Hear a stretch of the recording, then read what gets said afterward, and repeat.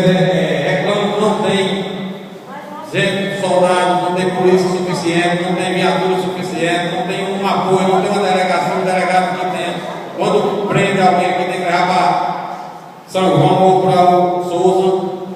Então, vamos comprar essa briga, vamos entrar nessa época, antes que o Iraúna entre num desastre, porque a violência só vem a gerar um prejuízo enorme para a cidade do Iraúna. O Iraúna foi sempre considerada a cidade pacata, ordeira, a cidade que todo mundo quer vir, quer vir morar em Iraúna. Então, vamos deixar que o Iraúna não ocorra isso não. Toda semana tem violência em Iraúna, toda semana tem acontecimento desse tipo.